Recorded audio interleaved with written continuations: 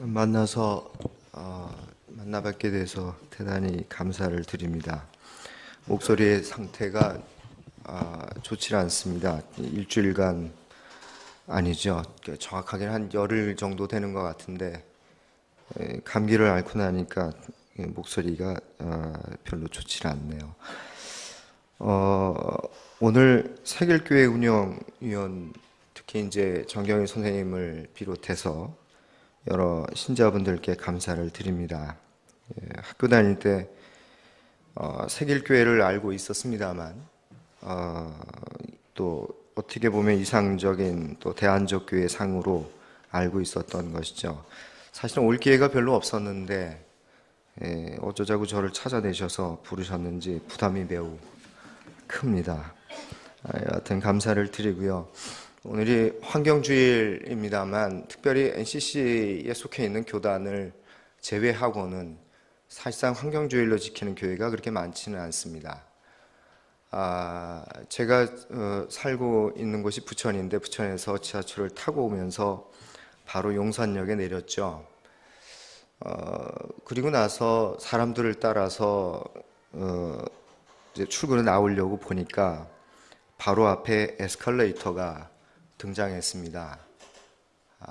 타려고 그러다가 오늘이 환경주일이구나 라고 해서 다시 계단으로 해서 올라왔습니다만 제가 지키려고 하는 철칙 중에 두 가지가 있습니다. 학교 강의를 다닐 때 숭실대학교가 중앙대보다 지대가 높아서 지하철에 내리자마자 학교까지 올라가면 숨이 턱턱 막힙니다. 그런데 어느 날 갑자기 보니까 에스컬레이터를 제가 탄다라고 하는 것이 또 이름뿐인 환경론자이긴 하지만 또 어떤 측면에서는 최근에 아나키스트라는 딱 그 꼭지까지 달고 사는 사람으로서는 그건 바람직하지 않겠다라고 해서 주구장창 계단으로 다니자고 애를 썼습니다. 저를 따라다니는 학생들은 곤욕스럽죠. 내려가고 올라갈 때 항상 에스컬레이터를 타야 되니까요. 심지어 엘리베이터도 가능한 한 삼가려고 합니다. 또 한 가지 원칙은 함석헌 선생이나 다석유영모 선생님도 그러셨습니다만 일일 일식을 해보려고 부단히 애를 씁니다. 4, 5년 됐습니다만 완전한 일식은 안 되는 것 같더라고요. 그래서 그럼에도 불구하고 완전한 일일 일식을, 왜냐하면 얼마나 살다가는 인생인지 모르지만 저 자신도 너무 많은 것들을 소비하고 배출하고 자연에게 부담을 준다라는 생각이 들더군요. 그래서 가능한 한 그렇게 살아야 되겠다. 그랬더니 정신이 좀 몸이 가벼워지니까 정신이 좀 말짱해지는 것 같아요.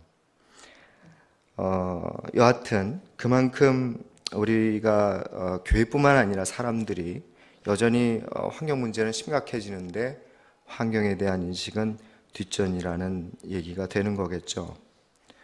저는 오늘 환경주일에 부합하여 자연의 신음과 고통은 하느님의 가쁜 숨입니다 라는 제목으로 로마서 8장을 중심으로 그리고 헬더린의 시를 인용해 가면서 여러분과 함께 생각해 보고자 합니다. 먼저 작가 이예수 선생님을 잘 아실 것이라고 생각이 됩니다만 그분이 쓰신 명상집에 다음과 같은 글이 등장합니다. 슬픔이 깊으면 자연을 버타라. 모든 자연은 천혜의 성전이다. 그 성전이 당신에게 안식을 선사할 것이다. 자연을 사랑하는 사람이 곧 인간을 사랑하는 사람이다.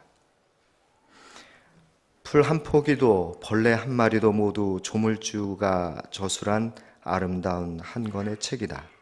행여 하찮게 여기거나 함부로 손상하지 않도록 각별히 유념해야 한다. 덧없이 흘러가는 세월이여 꿈이여 깨달음이 없어도 좋으리니 우리에게 만물을 사랑하는 그 마음만 키워다오.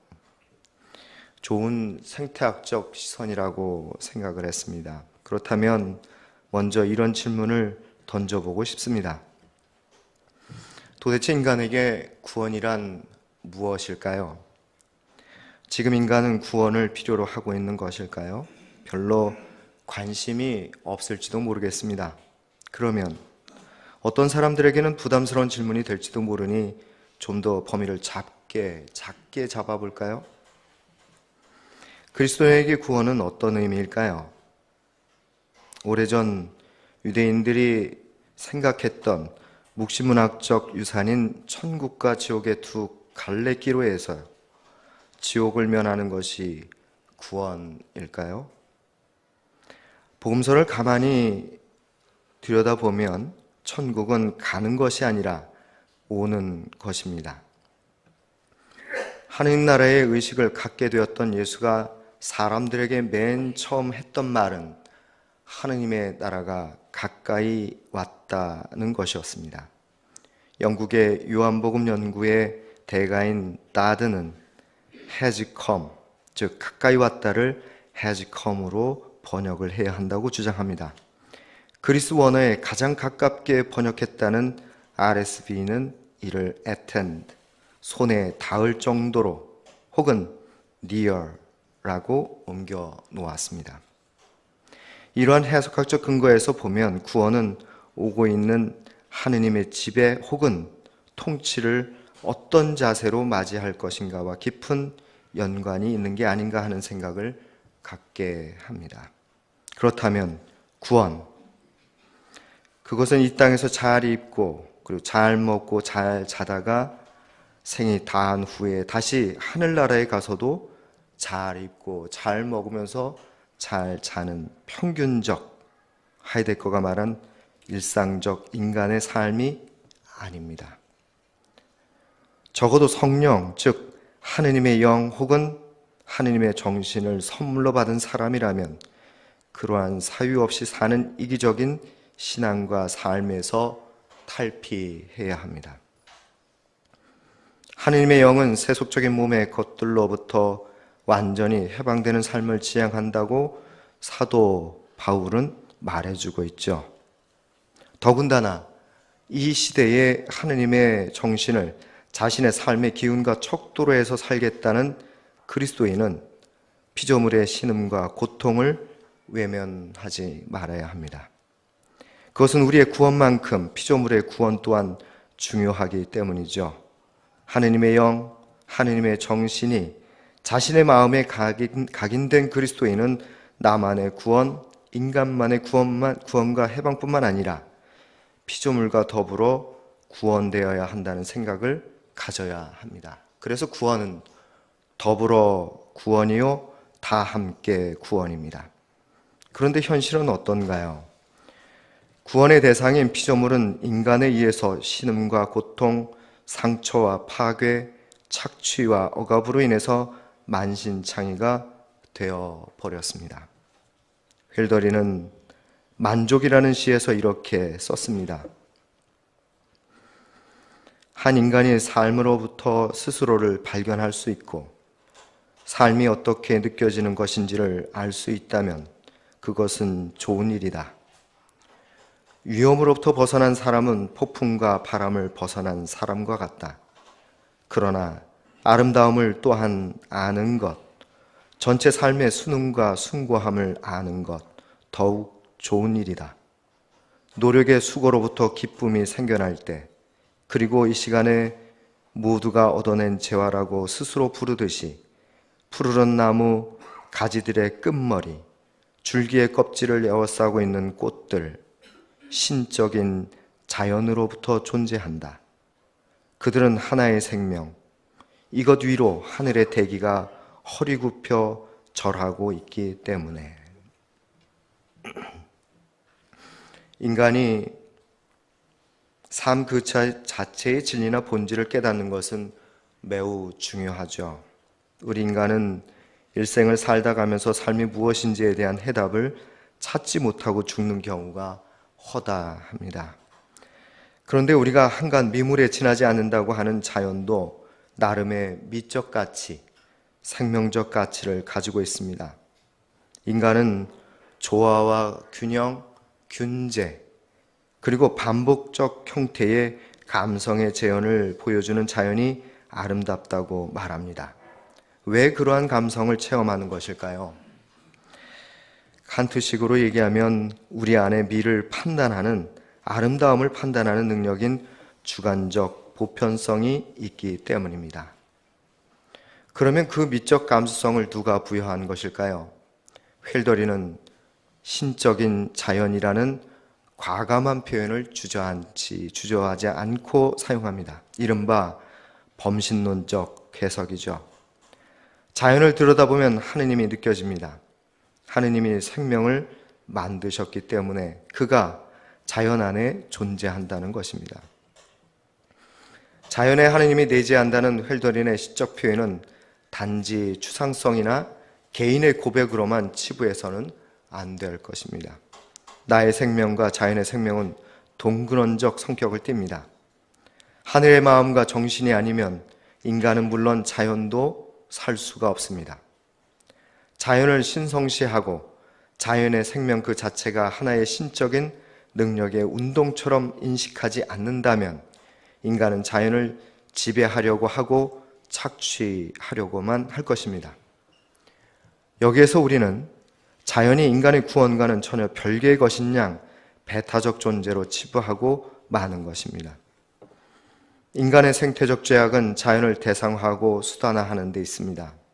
그들의 구원은 안중에도 없죠. 그들의 신음과 고통을 외면합니다. 인간과 더불어 동등하게 하느님의 구원의 자리, 하느님에 의한 해방을 염원하는 자격이 없는 듯이 취급합니다. 이것이 과연 하느님의 영을 받은 사람이요 하느님의 정신대로 사는 신앙인이라고 말할 수 있을까요? 훻더린의 시를 조금 더 읽어보겠습니다. 그러나 호기심에 찬 사람들이 감성을 위해서 감행하는 것, 이것이 무엇인지, 운명이 무엇인지, 지극한 것, 이거 이기는 것이 무엇인지 묻는다면 나는 이렇게 말하리. 그것이 삶이라고. 깊은 생각처럼 자연이 평범하고 평온하게 해주는 사람, 그 사람은 나에게 사람들을 위해 즐겁게 살라고 경고한다. 왜 그런가? 그것은 그 앞에서 현자들도 몸을 떠는 투명함이기 때문이다. 모두가 농담하고 웃음을 웃을 때 명랑함은 아름답다. 삶이라고 하는 것은 지극한 감성, 지극한 운명인데 그렇게 감성적으로 살며 지극한 운명을 받아들이며 살도록 하는 것은 자연입니다. 피조물은 겸손한 감성으로서 우리의 감성을 자극합니다. 그와 같은 자연이 사람들을 평온케 함으로써 다른 사람들과 즐겁게 기쁘게 살라고 일러주지요. 즐거움과 기쁨의 감성은 현재적 구원과 미래적 구원의 표상입니다. 구원을 뜻하는 영어 단어 salvation은 전인적 건강을 가리키는 라틴어 salve에서 온 말입니다.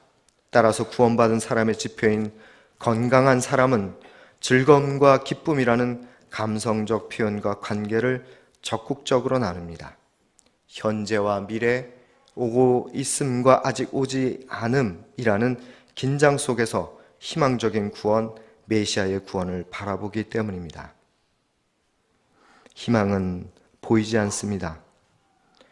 그러나 감성적 관계로 맺어진 사람과 사람, 사람과 자연의 관계는 웃음, 명랑함, 아름다움과 같은 긍정과 쾌의 기분을 나타냅니다.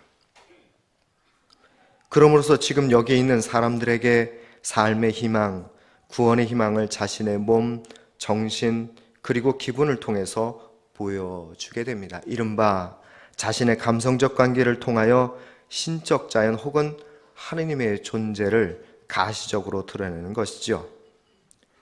자연과의 관계는 총체적인 인간의 기쁨과 즐거움, 명랑함이라는 근본적인 신앙 기분을 갖게 만듭니다. 기쁨과 즐거움, 명랑함이라는 신앙적 근본 기분이라는 것이 언제부터인가 자연스럽지 않고 인위적이고 가식적이고 전략적인 감성이 되어 버렸습니다. 구원의 희망이 사라지고 나아가 자연이 황폐해짐으로써 신앙적 근본 기본을 자아내게 만드는 대상이 파괴되고 있기 때문이죠.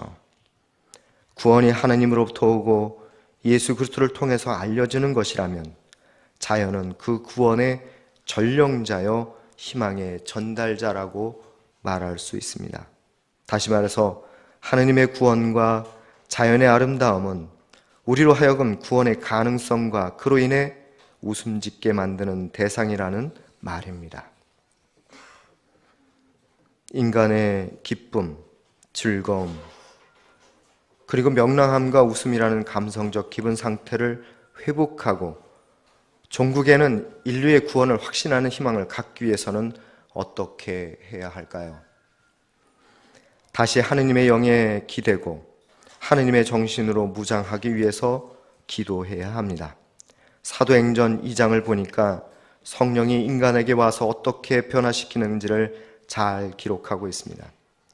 성령은 기도하는 인간들에게 영적인 언어, 즉 영언으로 말하게 함으로써 자신의 현존을 드러냅니다.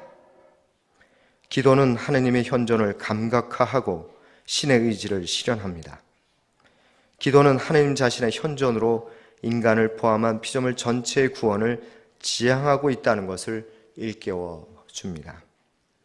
하느님의 현존은 또 하느님의 영은 인간에게만 반응하는 것이 아닙니다. 미국의 언어학자이자 에세이스트 찰튼 레어드는 초기의 언어학자들이 히브리어는 아담의 언어라고 보고 언어란 인간에 의해서 발명된 것이 아니라 신의 선물로 생각했다고 주장합니다. 그의 설명처럼 만일 언어가 하느님이 준 선물이라면 하느님의 영의 선물은 인간과 피조물 전체의 구원입니다. 휠더리는 말합니다. 남자들의 진지함, 승리와 위험들, 그리고 그것은 교육받은 것에서 목표가 있다는 지각에서부터 생겨난다. 최고인 자의 드높음은 존재를 통해서 그리고 아름다운 유물을 통해 알게 된다. 이것은 남자의 찬양을 일컫는 말이 아니죠. 인간의 권력과 지배는 초월적 존재를 통해서 지금 역사와 시간 속에 남겨진 자연의 아름다움을 통해서 나타날 때 올바르게 사용될 수 있습니다. 헬더린이 그토록 말하고 싶어하는 삶의 형이상학도 초월적 존재와 자연을 기반으로 하지 않으면 아무런 소용이 없습니다. 인간의 욕망이 꿈틀거리면서 인간이 인간을 다스리고 지배하고 싶어 합니다. 그뿐만 아니라 자연까지도 옴짝달싹 못하게 합니다. 인간이 인간을 소유하고 자연까지도 사유화하려고 할 때 하느님의 생각, 성령의 생각과는 완전히 반하게 되는 것입니다. 그만큼 인간이란 존재는 약하고 또는 악한 존재입니다. 그러니 하느님에게 기대어 우리를 도와주십사 하고 기도해야 합니다. 지금의 인간의 욕망, 그로 인한 자연의 탄식과 절규, 아픔을 대신 간구해 주십사 하고 기도해야 합니다. 우리의 언어가 깊이가 없고 진정성도 없고 사랑과 생태적 언어로 말하는 것도 어렵다면 인류와 피조물 전체의 구원을 위해서 하나님께 짧은 말로라도 기도할 수밖에 없습니다. 그러나 기도 또한 반드시 행동으로 이어져야 합니다. 이것을 헬더린의 시에서 이렇게 말을 하죠. 삶은 행동에서 나오고 또한 모험적이다. 드높은 목표, 더욱 바로잡힌 움직임, 몸가짐과 발걸음, 그러나 덕망으로부터 축복이, 그리고 위대한 진지함이, 그리고 또한 순수한 청춘이. 지금의 평온한 삶, 지탱 가능한 삶이 되려면 기도라는 행동과 함께 생태적 행동이 동반되어야 합니다. 나의 모든 움직임, 몸가짐, 발걸음이 생태적 덕으로 이어지도록, 그리고 삶은 불편하더라도 우리의 신앙이 가능한 한 피조물의 구원을 고려하는 생태적 진지함과 성숙함이 요청된다고 하는 것입니다.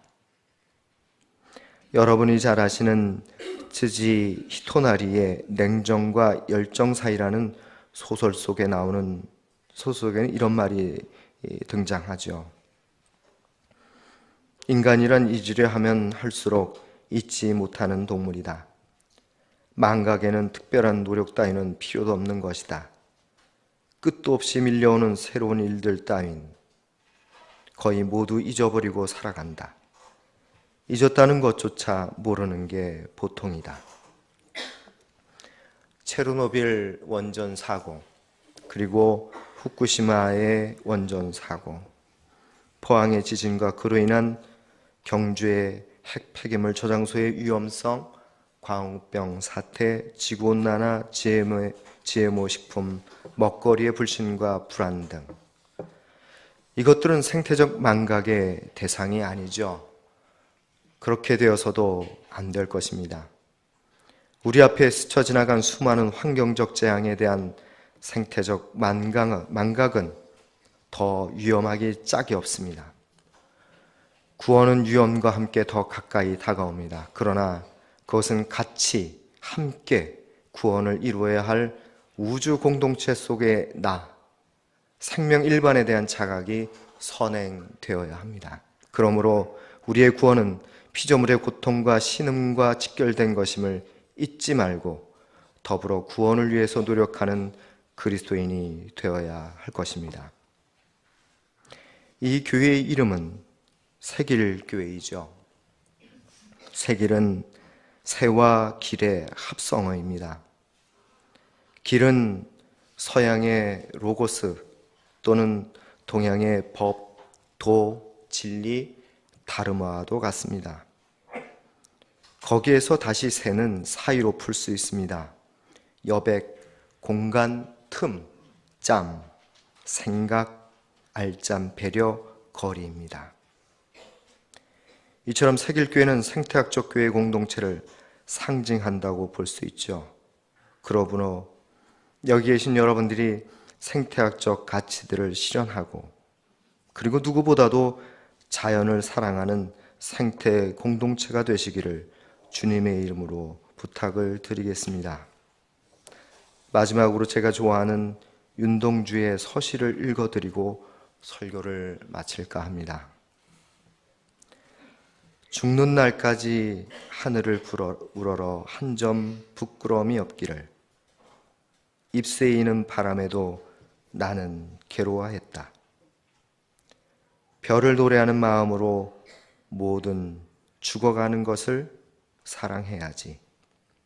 그리고 나한테 주어진 길을 걸어가야겠다. 오늘 밤에도 별이 바람에 스치운다. 순결한 마음과 생명에 대한 성찰, 생태적 위기를 맞이한 현 시대에 필요한 그리스도인의 삶의 자세인 듯 싶습니다. 기도하겠습니다.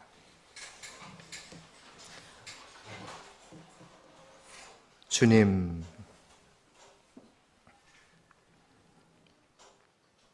우리가 자연 속에 있는 연약한 존재임을 잊고 살아갑니다.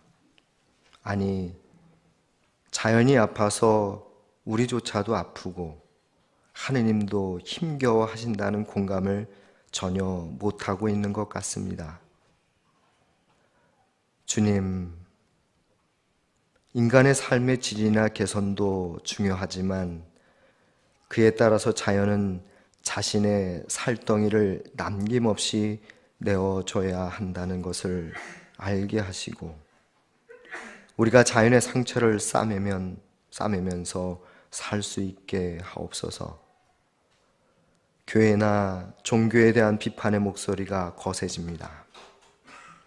건물의 외형을 키우면서 땅과 물과 바람, 그리고 불에 부담을 주는 교회가 아니라 소박한 교회, 단순한 교회, 소비 지향적인 교회, 작은 교회를 통해서 사람 사랑, 자연 사랑, 하나님 사랑을 잘 실천하게 하옵소서. 우리도 자연도 하느님의 의지의 표상들입니다.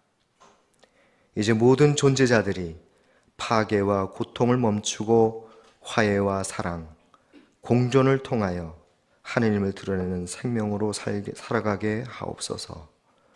예수 그리스도의 이름으로 기도합니다. 아멘.